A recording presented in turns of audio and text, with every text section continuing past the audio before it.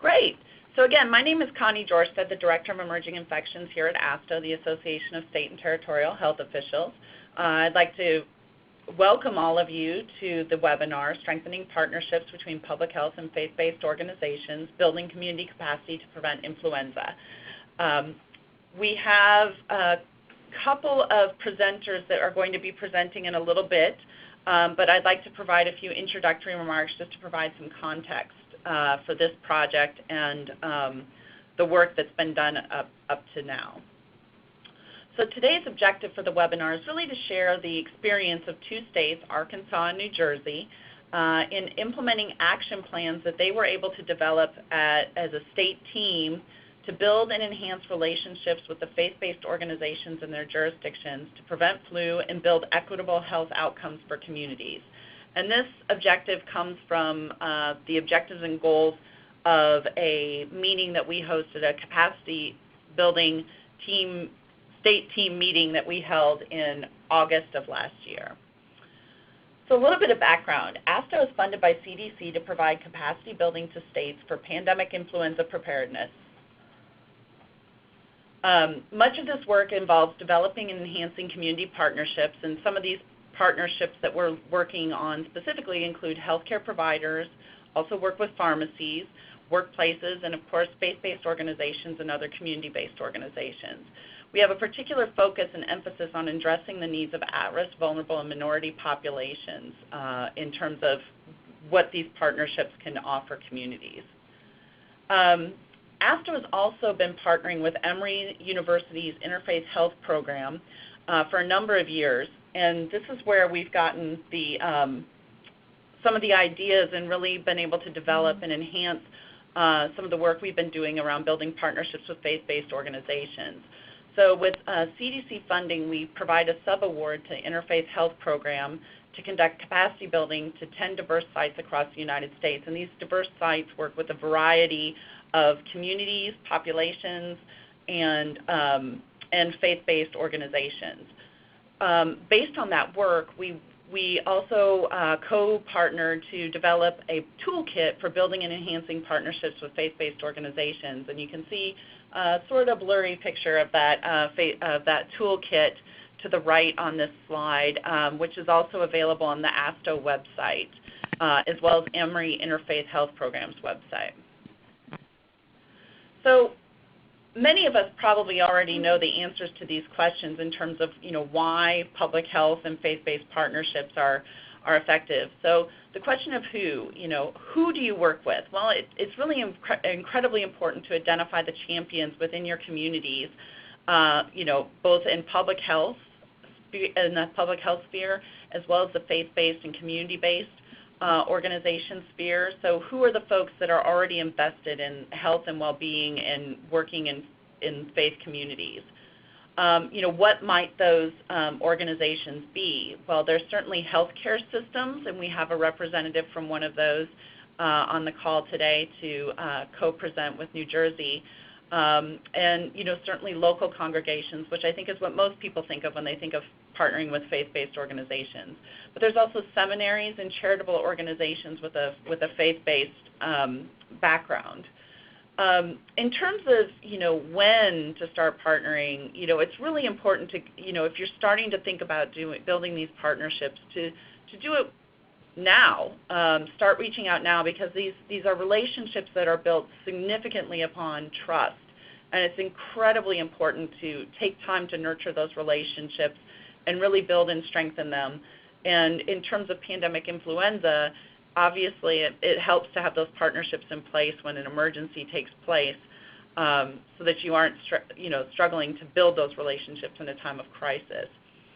Where do you build these partnerships? Well, certainly in the communities, and I think in public health we do a really good job of identifying areas of need and vulnerability, and what you'll find is in many of these communities there are a number of faith-based organizations that are serving those communities as well, and it's really an opportune time to start talking to those groups and see what you can learn from them about the communities that they're serving that you also hope to serve.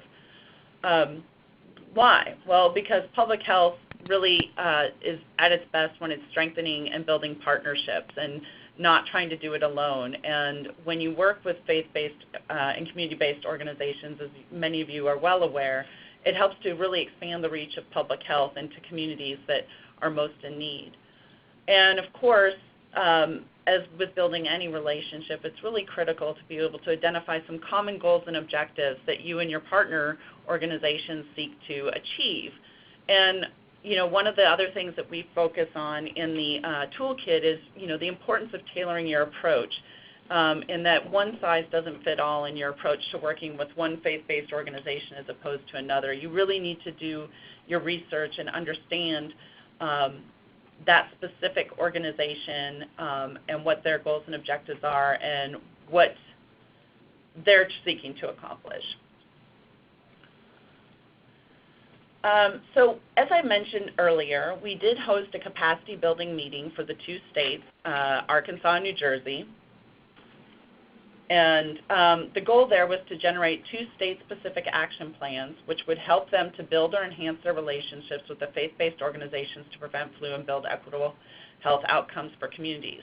What we did is we sent out an RFP and we asked states to apply for an opportunity for a mini grant and also to participate in a state teams meeting.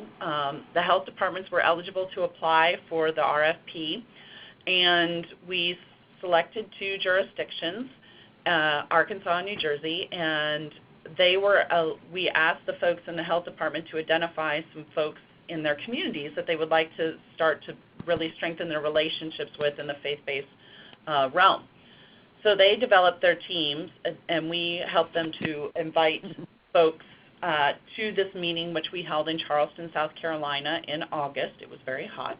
And we had that meeting where we had some facilitators for each state team to help the teams identify some goals and objectives related to preventing influenza. And then they developed action plans and assigned responsibility for making sure those action steps were able to take place over the course of the last better part of a year. So we have presenters from Arkansas and New Jersey today. We have Jennifer, Cindy, and Joy from Arkansas, and we have Tabiri and Carolyn from New Jersey. We're going to have Arkansas go ahead and start their presentation, and what they're going to do is talk a little bit about what they were able to develop at the meeting in Charleston, as well as what they've been able to accomplish since then. So with that, I will turn it over to Joy and her colleagues. Hi, thank you, Connie. This is Jennifer Medley with Arkansas. I also have Joy Carrington here with me, and unfortunately Cindy is sick today, so she won't be able to join us for the call. But what we wanted to start talking with you about first, just kind of give you a little bit of background on the team that we put together for Arkansas. Our Office of Minority Health and Health Disparities applied for the grant and then worked to bring some outside community partners in, as Connie mentioned. So we had Russ Brashears there with us in Charleston, and also Dr. Al-Assad Rashid. And you'll see there the organizations they represent. Russ is very active in the Little Rock community, and his church is centered in an area that really needs some assistance and help, and so his clinic offers a lot of services to people without insurance and to people who really need that kind of assistance. And then Russ, Better Community Development, is a rehabilitation center. It's also located here in Little Rock, and both of those people bring a wealth of knowledge, not just about the faith-based community, but they also have lots of connections throughout the state, and so they were very helpful to us in reaching out to communities and setting up flu clinics, which is part of what we did as a part of this grant. So also Casey Cochran, which is, she's not able to be here today either, but we'll have some contact information for you for her if you need that later on. And Cindy is sick, right? So we'll talk a little bit about what we discussed in Charleston and our state plan, kind of where we're coming from in terms of what we decided to do, our activities for the grant. So location of service sites and limited staff and clinic hours are something that are a problem here in Arkansas, and probably, throughout the nation in rural communities. Arkansas is a really rural state. So in terms of those things, the issue is really getting to people where they are and when they're available. And as I mentioned, there's the rural areas, they're economically challenged, and good jobs are hard to come by. And so, you know, a lot of times if you can only get your flu shot during the day from a physician, you probably don't get it because you have to choose between leaving your job and maybe not having a job anymore or getting preventive care. So that's one of the challenges that we face here in this state. Now, our project originated, Casey Cochran and her team in Preparedness and Emergency Response had a grant in 2013 from NACCHO.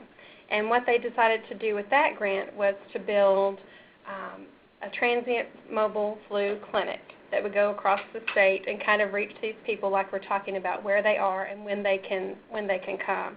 And so with that grant in 2012 and 2013, they had 7 flu clinics across the state and immunized about 389 people. So what we did in Charleston is decide to build on that and then incorporate those same sites if they were interested in participating and add faith-based organizations with that. So many of the clinics that we had for this grant were after traditional work hours and on the weekends.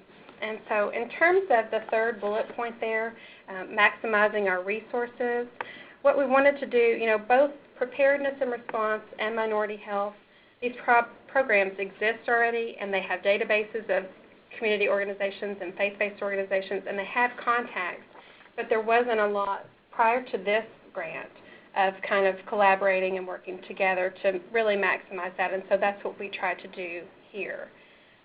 In terms of communication, I think we all recognize how critical that is to the work that we do in public health, and yet it seems that somehow these efforts are always lacking. We're not reaching the right people, we're not reaching them in the right way or at the right time, and so we thought that if we tailored our messages specifically to the population we were targeting and created media and flyers and handouts and things for those leaders in those communities to use, that we would be able to increase our immunization rates and improve our educational efforts.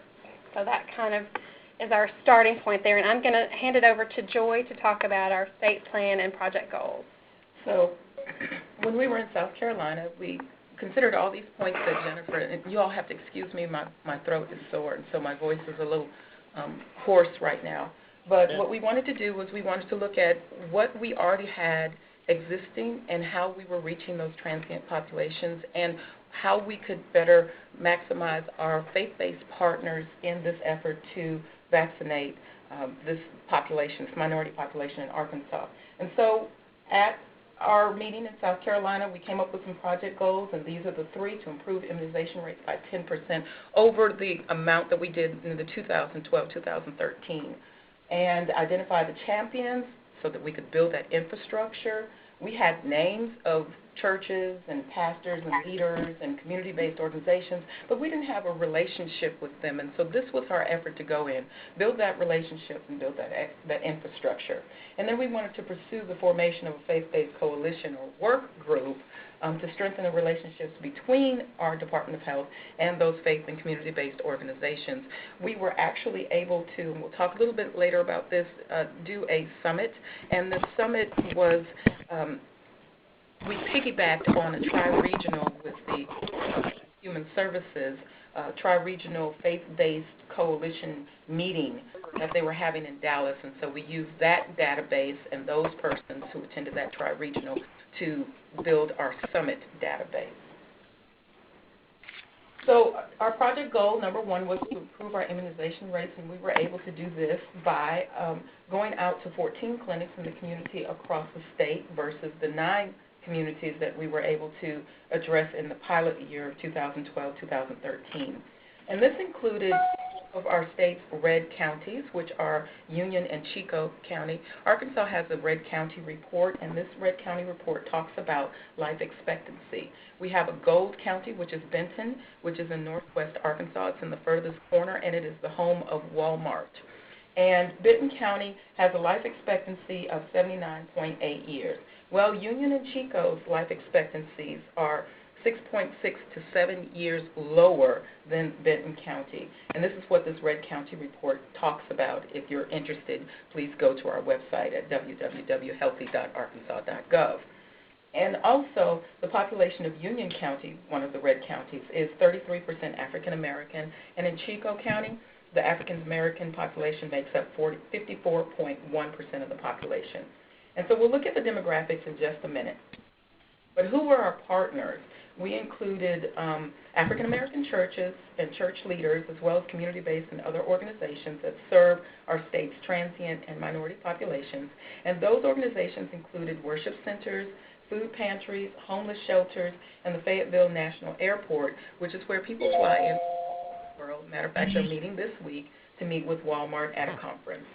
So our objectives for this goal included reviewing the existing flu form, which we found that we didn't need to do because it was adequate. We connected with food banks to increase our accessibility to target populations. We created a survey to administer to those who chose not to get vaccinated. And actually, we had a survey from a previous year, and we found that we didn't need to use that. But if we do it again, we'll probably address that issue about why people do not want to get vaccinated. And then we increased our marketing to get the message out about the clinics by creating bulletin inserts and flyers for organizations that they could use and distribute.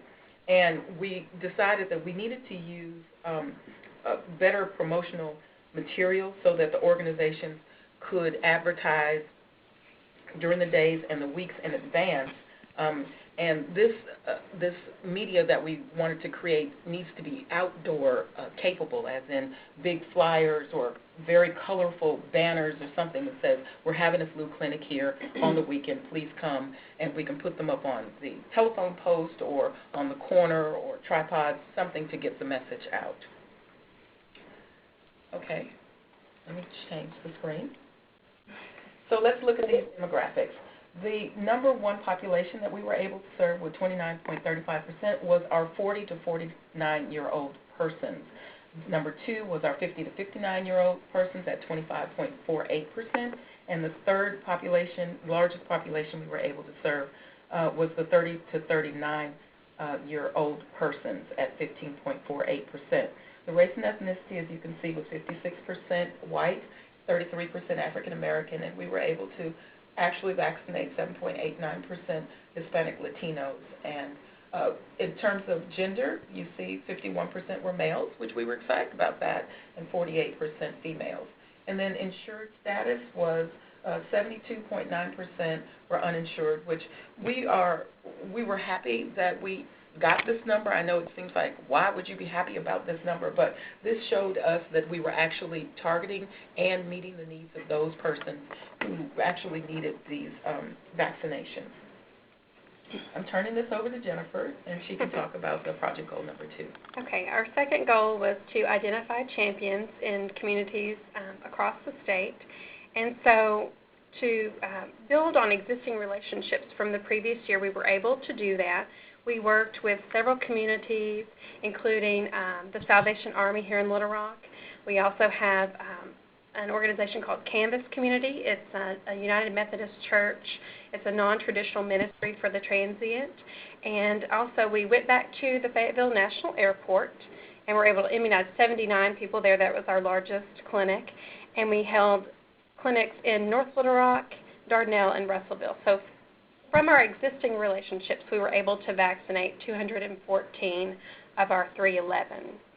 And our new partners that we identified in Charleston, we were able to work with several of them that we identified there. And then we also found some interest from other people, just as kind of the word got out. We had people contacting us and saying, hey, you should look at these other organizations. And so we were able to add new partners that we hadn't thought about in Charleston. So we had 8 new partners in total, and we were able to immunize almost 100 people out of those new partners. And those included churches in El Dorado and Hope, Monticello and Dermont and Arkansas, and those are all kind of in the southeast and southern part of the state. Again, a lot of economic uncertainty, and that they really need that down there. This is the kind of effort that they need coming into their communities. And we also worked with a clinic here in Little Rock, the Better Community Development, which is Dr. Rashid's clinic, and also Stew Pot, which serves homeless people lunch every day, and they get hundreds of people through the doors there every day. And so we were able to use our existing relationships to build new relationships. And Drs. Rashid and Bashir from our team were very helpful in this regard. Dr. Rashid had contacts in the southern part of the state, and Dr. Bashir's mainly in the central part of the state, but his sister also works at one of our food bank networks and was able to connect with us and to get a list of food banks across the state so that next year we can do this project again. We'll have that many more contacts and hopefully that many more clinics to reach people. In terms of parish nurses and health ministries, we made some of these connections. I think we need to do a better job of that in the coming years. But Monticello and Dermot were really good clinics, and we made some good connections there for that.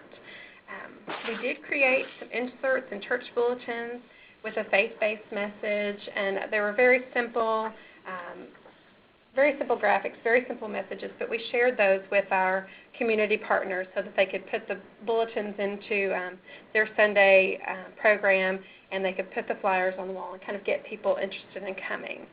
And Joy mentioned earlier a summit. So this cultural sensitivity training that we thought about, we just weren't able to do. We weren't able to get in kind of the people that we wanted for that. And so what we did is morph it into our faith-based summit. We held that in March of this year, and Joy is going to talk a little bit more about that in just a few minutes. But I'm going to hand it back over to, no, I'm sorry. Then we're going to talk about project goal number 3, our faith-based coalition. So we were able, as I mentioned, to work with existing partners and build relationships with our with 8 new faith and community-based partners in 4 counties across the state. We were not able to really work on building a coalition. We had talked with Dr. Rashid, who was on our team, about this, and he was going to head that up. But he and his wife are moving out of state, and so this is something that's still on our radar, but I think we just need to find someone else who has the time and the passion to dedicate to building that, and so we're still looking at doing that. When we do that, we would like to have leadership from the faith-based organizations that we've worked with. Obviously from the Arkansas Department of Health, we have Joy's team in Office of Minority Health and Health Disparities, Preparedness and Emergency Response. As you see, the other partners that we would want to include on that. And then our goal was, as we thought about the coalition, to get on our leadership's agenda and propose the coalition. So we'll still work on doing that. But they do know about this project, and we've gotten some recognition internally. I'd just like one sausage burrito with hot sauce, please. I'm sorry? Oh. Okay. And so that was what we'll do for the faith-based coalition is we'll work on that in the future. So turn it back over to Joy. So I want to talk briefly, because I do see the time, about our faith and community-based flu prevention and health promotion summit. It was held March 14th in Little Rock at our 4-H Ferndale University of Arkansas Agricultural Center, and it's a beautiful campus, and we had 72 attendees. And you know, our purpose was to educate and to build these faith and community-based networks. And so we had some speakers. Reverend Dr. Cynthia Davis, who came from Memphis. We were very happy to have her. She was at our South Carolina meeting, and we were impressed with her information. And so we asked her to come and to speak and be the closing and opening plenary to do programmatic information on partnerships between faith-based networks and public health flu messages, initiatives, and programs. We also asked Mr. Jose Gonzalez, who was at the South Carolina meeting. We were also very impressed because he could integrate the public health rationale for faith-based partnerships, as well as the efficacy, viability, and sustainability of health, wellness, and prevention messages and programs in faith-based populations. He did a wonderful job.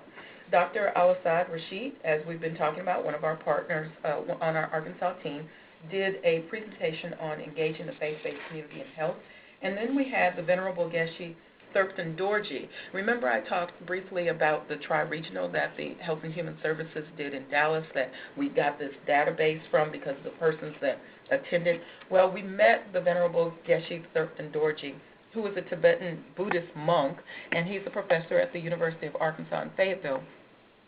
We met him there, and we asked him if he would come and he would present on cultural competency, readiness, and sustaining health prevention and flu messages within the faith-based networks and health connections across the state.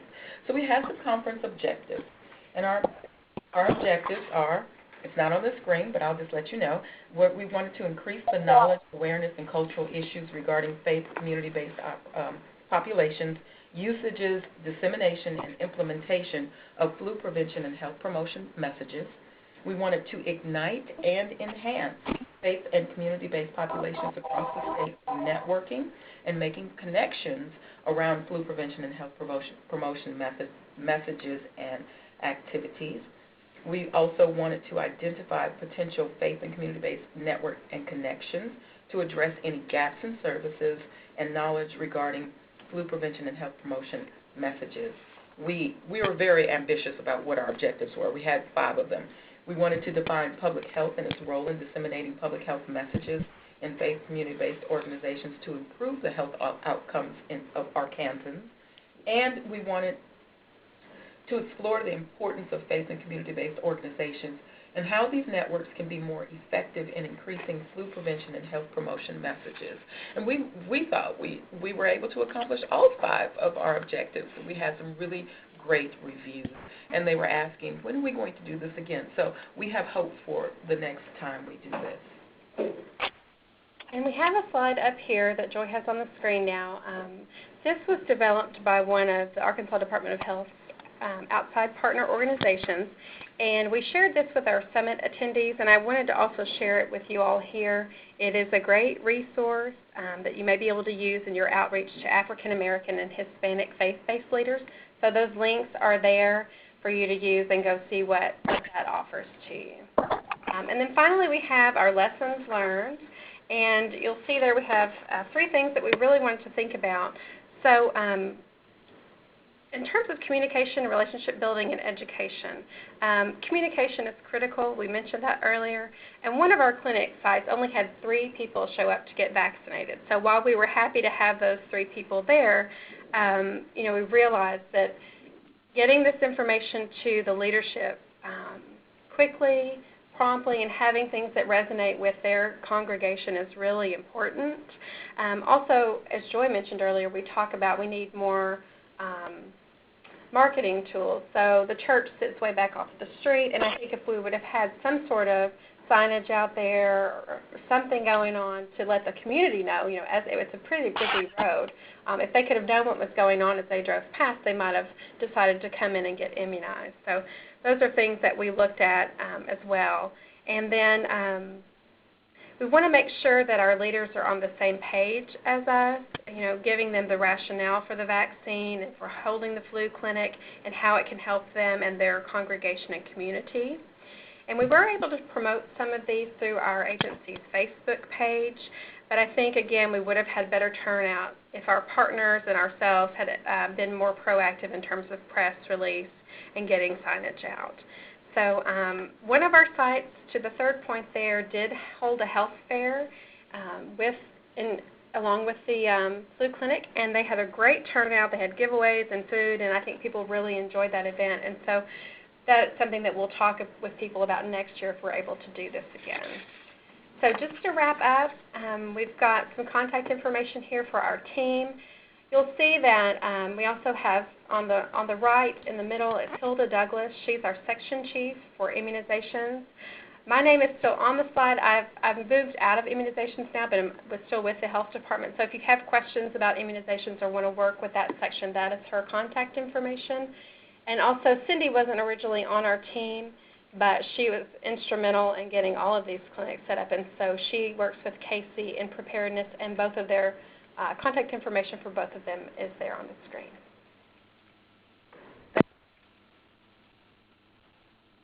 Great. Thank you, both Joy and Jennifer. This is Connie again, and I think I'm going to go ahead and turn it over to Carolyn. in New Jersey. Is that correct?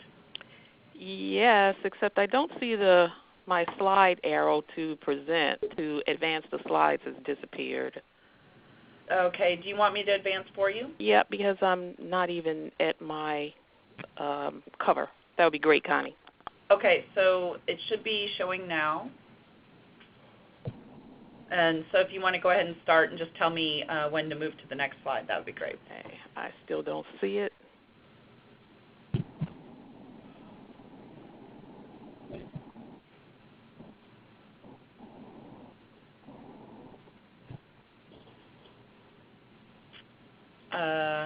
It should be showing. Do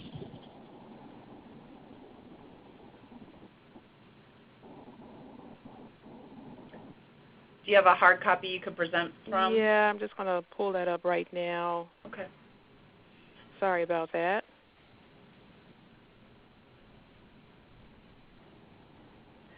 So good morning, everyone. I'm Carolyn Daniels, and I am the Executive Director for the Office of Minority and Multicultural Health in New Jersey.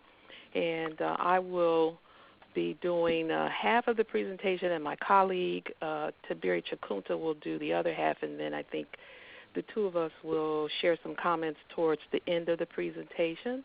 The presentation outline, slide 2, Connie, is basically pretty much the same as our colleagues from Arkansas. We're going to do a brief introduction, a little background information. We'll present our plan. We will talk about the accomplishments that we achieved after the South Carolina meeting. We will present some raw data findings and then talk about lessons learned. Slide 3. I wanted to just take a few moments and also before I get into this, but to thank our funders at ASTHO for the not only the funding but the opportunity to participate in the webinar today. We're very appreciative to be able to share our experience with others. The New Jersey team it consists of myself, my colleague, Dr. Tabiri Chakunta. He is from St. Peter's Healthcare System. Deborah Gash, she is with the Middlesex County Office of Health Services. That's the local health department. Tara Gunther, who's also on staff at St. Peter's Hospital. Suzanne Miro, who's one of my colleagues here in the Department of Health with the Communicable Disease Services. And Elizabeth Williams-Rowley, who is the CEO for the American Conference on Diversity. Like Arkansas, we, the OMMH office in New Jersey, applied for the mini grant, and we were one of the recipients. And in applying for it, I thought about who good partners would be to begin to form this collaborative that we would need to have moving forward, and immediately focused on Middlesex County. And the reason that I did that is because out of the 21 counties in New Jersey, Middlesex is the most diverse. It has the most minority population representation, and we're going to talk about that further on in the presentation. So slide 4, Connie, the introduction that I just wanted to share. I think this is information that is known to everyone, and Connie touched upon this in her opening remarks. In 2009, with the pandemic influenza outbreak, certainly caused concern in the CDC to kind of reinforce their efforts to look at how to control the spreading of the flu virus because it had reached a new high in 2010. Those recommendations were included to inoculate every child over the age of 6 years in all 50 states, and I think we're all familiar with that now. The adult vaccination percentages, however, did not substantially increase between 2009 and 2010 that we could see through the literature and the data that we reviewed.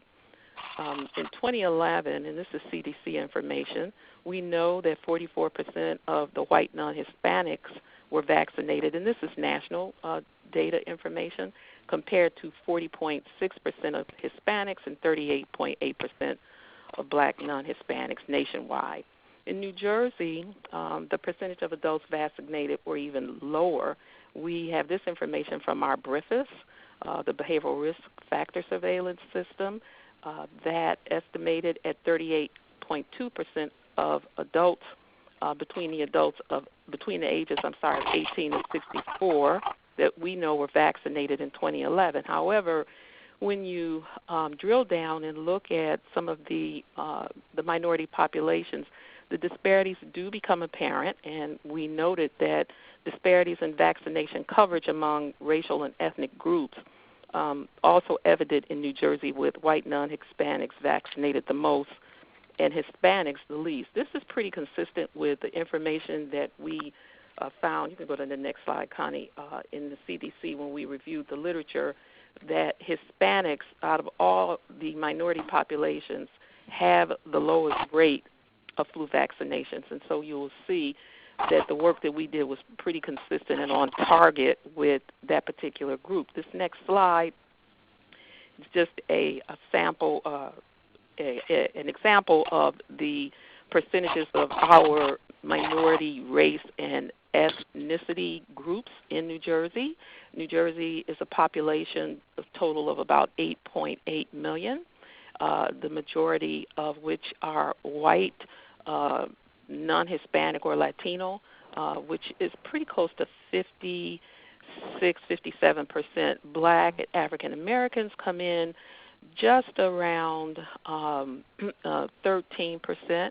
We have a very, very small American Indian and Alaska Native population. The Asian population comes in just under 10%, closer to 8%, but that is rapidly increasing and growing every day. It happens to be the largest immigrant population in New Jersey where we see the most movement. 2 or more races, Native Hawaiian, and other Pacific Islanders didn't report. The number was too low, and 2 or more races, again, a very small percentage. And then the Hispanic Latino population in New Jersey is the largest minority population, and they come in just around 18%. So slide number 6, Connie. We developed an action plan when we were in South Carolina, and we actually identified 2 major goals that we want to talk to you about.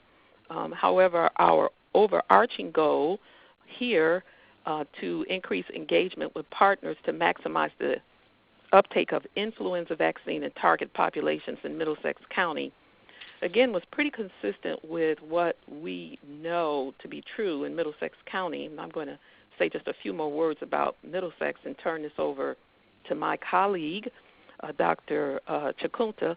But what I want to do before I turn it over to Tab is just to mention the reason that we focus on Middlesex County is because of the great diversity there, but also because St. Peter's Hospital is located in Middlesex County, and they have a pretty remarkable community outreach ministry that they have or has been developed under Tab, my colleague, and he's going to talk about that, share that information with you. They have received honors and awards for their cultural competency and the outreach efforts that they have achieved, which has all been through this faith initiative.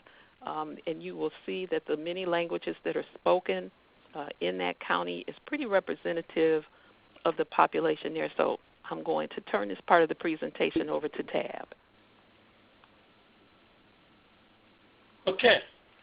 Thank you so much, Dr. Daniels. Can everybody hear me? Yeah? We can. Yep. Okay. Yeah, that's allergy season in New Jersey, so I'm struggling here. If you can't hear me, please let me know. So, and I do want to thank you again and thank Dr. Daniels from the Office of Multicultural Minority Health, who has been really our leader in New Jersey. I do want to thank her. And speaking now on the goal to enhance partnership. So when we returned from South Carolina, we got together and we talked about goals, and we wanted to enhance existing partnership. And as Dr. Daniel has mentioned, we are blessed that we have a great diversity here in Middlesex County. We are located in New Brunswick, which is the heart of Middlesex County. And because I am a part of the clergy, it makes it relatively, I should say, easier to work with health ministry and to work with other clergy in the community. So we have devoted, I would say, the last 14, 15 years developing relationships with a multiplicity of congregations not only within Christianity, but also including Islam, including Hindu, including various forms of Jewish communities. So we are really out in the community through faith-based organizations. And the philosophy of St. Peter's Hospital, which is a Roman Catholic hospital, is that to really reach your population, you have to go where they worship. So we started taking our services into faith organization. So we changed our strategy, and we will go, for instance, to churches, and we will do health fairs in those churches, in between masses. If a church has mass at 8 and at 10, we will go in between masses. If it's a large Baptist church that has 3 services, we will be there from the beginning of the service to the end of the service. So we are going to the people, we are going to where they worship, and we did the same thing with the flu vaccination. We have built a fairly good database in the religious organizations, and we use them to work with about 200 in our database and growing. And we invited those partners to come to our hospital for one-on-one meetings. We can all agree on how to publicize this. And so the publicity happened in various ways. We used the pulpits in the churches, the pastors, the priests. We used our own community calendar that goes to thousands and thousands of people in the community. So we really marketed that to make sure that we were able to reach the people. And we went to the congregations, as I said, and administered the flu vaccine at the site. We developed new partnerships. For instance, and you see this in the comment slide, the Mexican consulate, which is another new partner of ours in the area, and we started to open up to food pantries, to a place we call the Elijah's Promise. And these are faith-based, but they are very diverse in the people that come to them for services. So in addition to congregations such as churches, we went to food pantries and we went to missions. So we developed a relationship with 4 additional sites in the community to participate in the flu vaccine. When you look at this other slide, we'll go to demonstrate the impact through data, and you see our data later on in this presentation. Following what we had borrowed from the MN survey, we produced in English and in Spanish, and again we'll show you the data. And just this week I received from our Thyracom, which is the vendor that we use to do language interpretation and translation. And it shows me, as I'm looking at the data that I got only this week, that 90.8%, is 91% of the other language other than English is Spanish. In addition to that, we have Arabic running close. We have Mandarin. We have Russian. We have the Brazil Portuguese community that we're now working closely with, Polish, Urdu, Hindu, Hungarian, Egyptian, Arabic. So the diversity of languages and cultures and religions and faiths continue to grow in our area, and we're responding to that. However, for this survey, we are not able to measure as many of these other languages as we would have loved to, and that is going to be one of our goals in the future. And the reason was we didn't have the time. By the time we got the survey, by the time it got to us, there wasn't enough time. So in New Jersey, we would like to start as early as possible. We don't consider next month too early. We would like to start next month so we'll be able to include at least 8 to 9 different languages in our next survey. You will also find in the data that we captured demographics, including race, ethnicity, according to the HH standard. The accomplishments after we returned from South Carolina, we had team meetings. We had a few of them. We outlined our roles and responsibilities. And we had a preliminary list of what we call cultural brokers. Those are the people who appoint people in every community or every culture. We identified them, and we started to communicate with them. We also identified sites in faith communities that are participating in the Walgreens program, as a Walgreens program that allowed Walgreens to administer flu shots to organizations. And through our outreach program, we then decided that we would be committed to do this up until March. St. Peter's has a large interdisciplinary outreach committee made up of physicians, senior management, middle management, employees, and we meet monthly, and we want to make sure that all segments of the organization are represented around the table, because what we find is that, say for instance, pediatric needs and geriatric needs, men's health, women's health, are all unique in their own ways. So I chaired organization-wide, it's a healthcare system-wide community outreach committee that looked at this when we came back from South Carolina. So we did do that, and we were able to translate, as I said, in Spanish.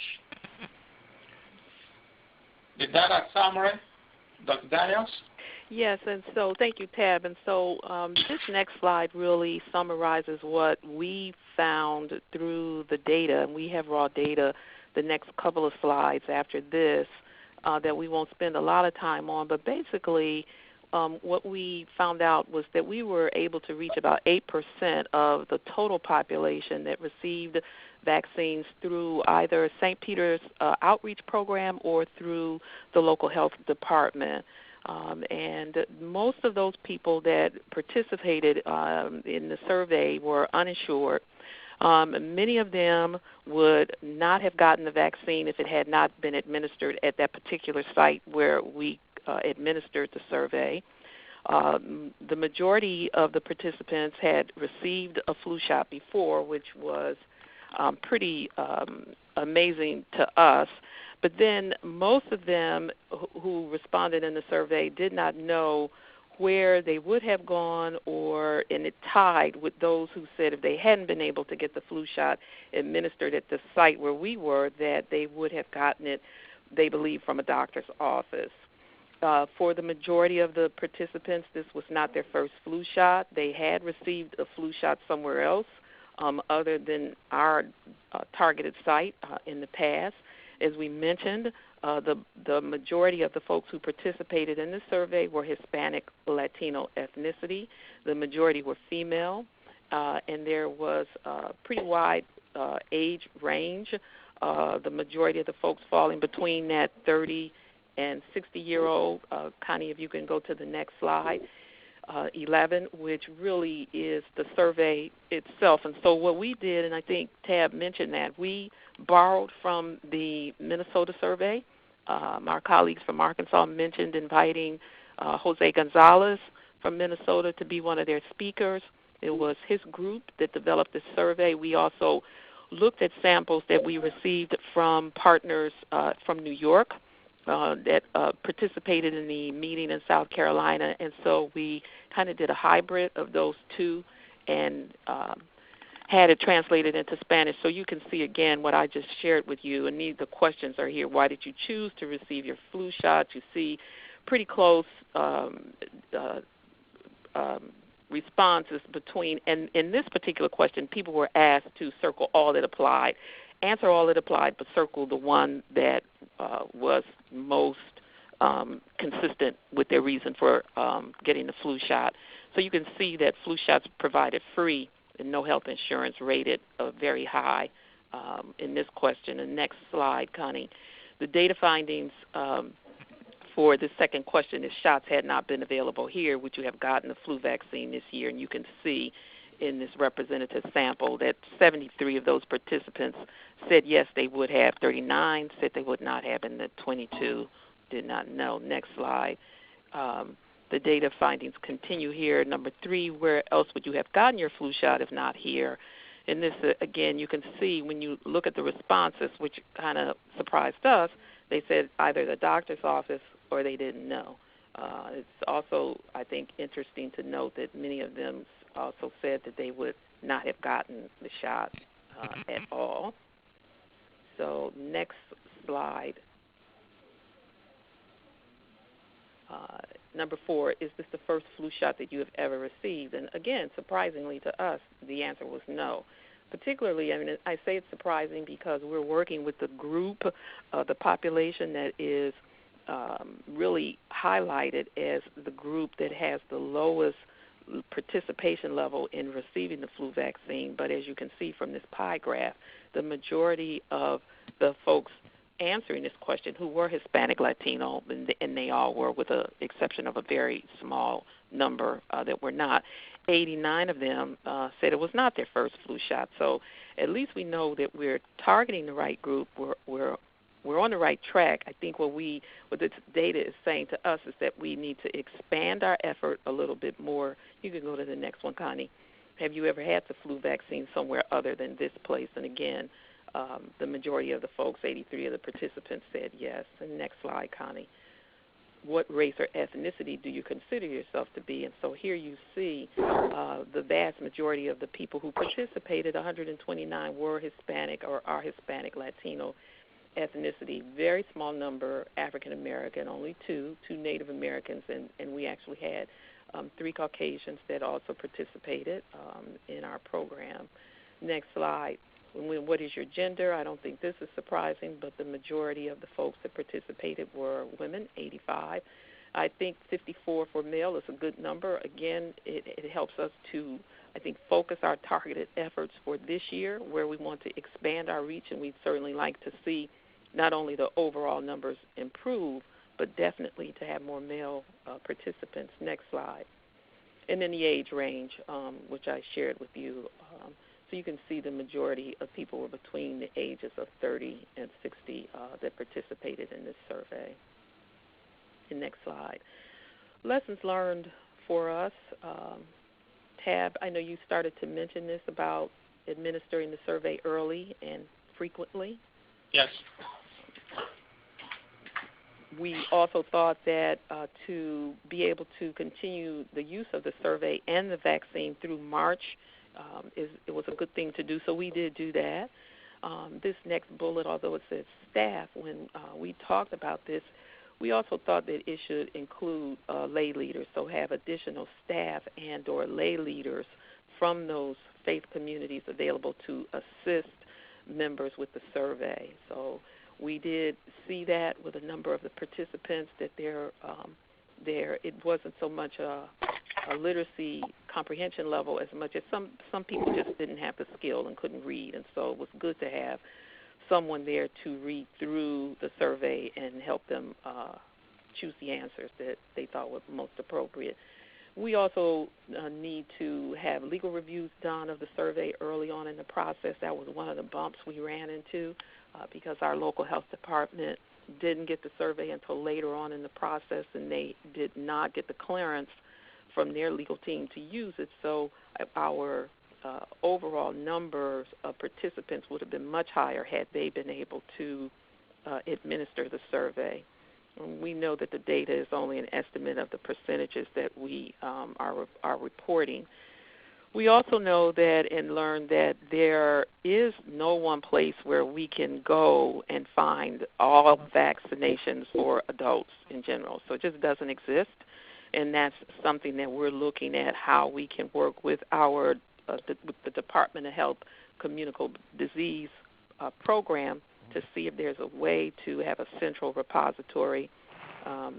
Also, the last bullet, no one central location archives any of the information. So next slide, and quickly, the records about influenza-related deaths doesn't exist. We think that's important because we think that's overlooked and it's underreported.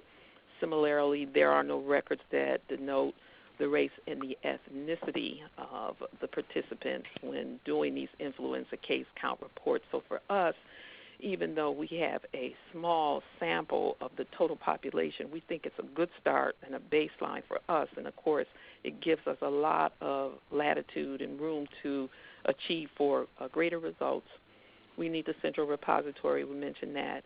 And we also think incentivizing the partners early on with a stipend will encourage a broader participation. Tab mentioned that, having the announcements made from the pulpits, and we want to expand our reach to go into the mosque and the temples in Middlesex County, and we just think we'll have a much, much better response. Some recommendations that we came up with, of course, is to figure out a way how to create a centralized base where all the information can be recorded and archived, and then also create a system that will systematically record the race and ethnicity of people who have died from flu, influenza-related illnesses, as well as capturing the race and ethnicity of folks who received the vaccine. So ideally, the system would be accessible through mobile medical units and other non-medical facilities. And we also had talked early on about having an electronic survey available, which we think would make it easier for our faith-based partners to participate. And then the last slide is just really our contact information. If you would like to follow up with either myself or Dr. Chikunta, we'd be happy to entertain questions. Thank you. Great. Thank you, Carolyn and Tab. This is Connie at ASTHO again, and I see that we are right at noon, which is the hour that we allotted for this webinar, and I want to thank the presenters, all four of you, for just presenting a wealth of information and sharing your experience in enhancing the partnerships that you already have in place. Because we've run out of time, I do have my email address here, and I would welcome any questions that participants on the line have. If you want to email those to me, I'm happy to put you in contact with the presenters from Arkansas and New Jersey, just in the interest of time. We will be posting the PowerPoint to the ASTHO website, and I will send a link via email to all of you as participants as follow-up to this, so that you can have access to the slides as in PDF form. And again, if you have any questions, or in addition, we would love to hear from any of you out there about your experiences building the partnerships or enhancing partnerships with faith-based and community-based organizations. ASTHO is currently involved in an initiative we call Have You Shared, where we're collecting and disseminating state success stories and promising practices that states have been able to engage in to improve, the public's health in their jurisdictions. So if you have story ideas, certainly related to faith-based organizations, but really anything that you've been doing in terms of infectious disease prevention, reaching at-risk and vulnerable populations, and flu, we would love to hear from you. So please email those ideas to me at cjorstad@astho.org as well. With that, I'll go ahead and conclude the call, the webinar. And again, I thank everybody for their participation. Have a great day. Thank you. Thank you, Connie. Thank you. Thank you.